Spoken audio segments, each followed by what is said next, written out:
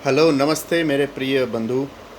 आज मैं अपने चैनल का सेकंड वीडियो लेके आ रहा हूँ। मुझे माफ़ करिएगा, पहले वीडियो के बाद काफ़ी लंबा समय ले लिया, मुझे मौका नहीं मिल पाया।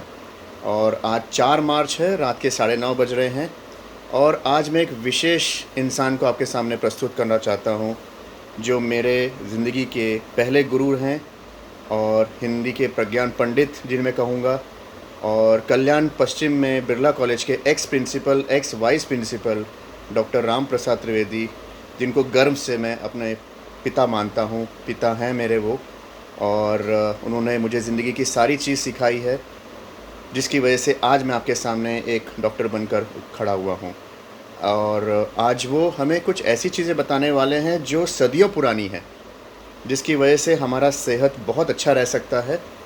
चूँकि मैं डॉक्टर हूँ, इसलिए मुझे तो आपको ये बताना ही है। और मैंने आपको शुरुआत में ही कहा था कि आपको इस चैनल पे हिंदी, साहित्य और संस्कार, ये सारी जानकारी मिलने वाली है। तो आज एक नया चैनल, एक नए टॉपिक के साथ मैं आपके सामने आ रहा हूँ।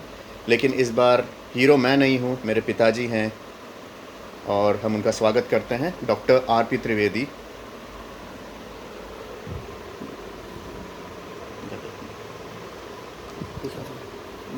आपको कुछ नहीं, बोलो। हेलो। देखिए, पुराने ज़माने के लोगों के पास अपनी ज़िंदगी के बड़े अजीब अनुभव होते थे। उस समय न तो डॉक्टरों की भीड़ थी, न अस्पतालों की मजलिस थी। लोग अपने गांव में ही अपनी बीमारी का इलाज कर लेते थे। जो मैं आज कहने जा रहा हूँ वो इसी बात का प्रमाण है कि अगर हम कुछ चीज़ों को बचा लें ख़ास महीनों में, तो हमारी तबीयत बहुत सुधर सकती है या ख़राब होने से बच सकती है। अब मैं उन पुरानी पंक्तियों को पढ़ रहा हूँ जो शायद आपको कुछ दिशा निर्देश कर सकें। चैते गुड़ बैसाखे तेल, चैत के महीने में जहाँ तक हो सके गुड़ नहीं खाना चाहिए। और बैसाख के महीने में तली हुई चीज़ें, भजिया, पकौड़ी, ये चीज़ें गर्म करती हैं और पेट खराब करती हैं। जेठे पंथ, और जेठ के महीने में व्यर्थ में घूमना, ताकि धूप बड़ी ज़ोर से लगती है और आदमी को नुकसान पहुंचता है, तो जहाँ तक हो सके जेठ के महीने में कहीं यात्रा न करें। और आषाढ़ में बेल जो होता है वो बड़ा गुणकारी होता है, लेकिन आषाढ़ के महीने में उसका गुण कम हो जाता है और इसलिए उससे बचना चाहिए। सावन सतुआ, गांव में गरीब लोगों के लिए सबसे बड़ा भोजन सत्तू होता है। सतुआ का मतलब सत्तू, वे सत्तू खाते हैं। लेकिन यहाँ कहावत में ये कहा जा रहा है कि जहाँ तक हो सके उससे बचना चाहिए। भादों दही, और भादों जो होता है, सावन भादों, ये सब ठंडे महीने होते हैं।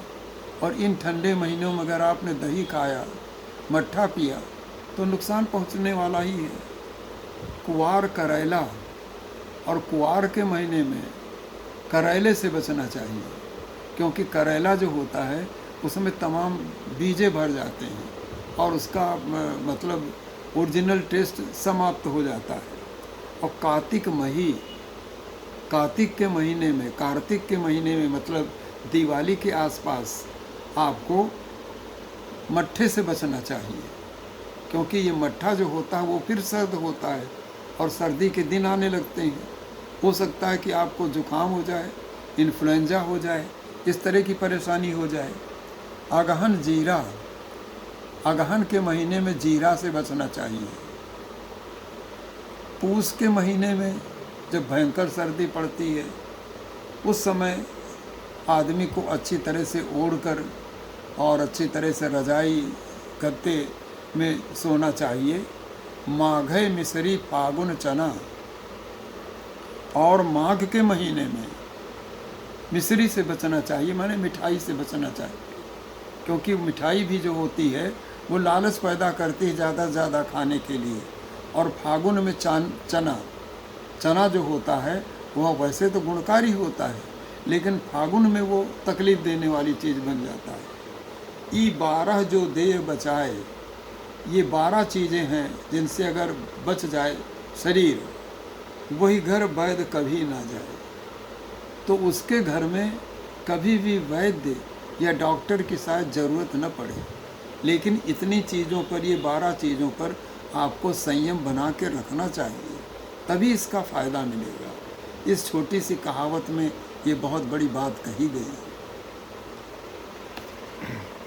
मैं आशा करता हूँ कि ये जानकारी आपको लाभदायक साबित होगी और इसमें आपने साहित्य का भी रस ले लिया, इसमें आपने मेडिकल की भी जानकारी ले ली है।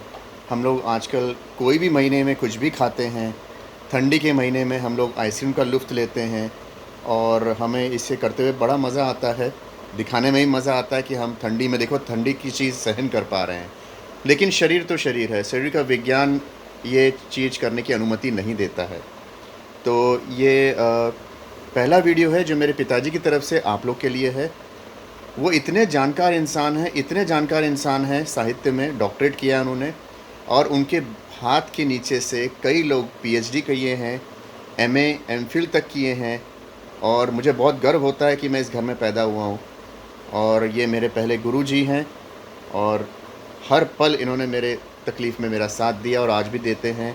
और मैं चाहता हूँ कि इनकी कुछ विज़डम की चीज़ें आप तक भी पहुँचे।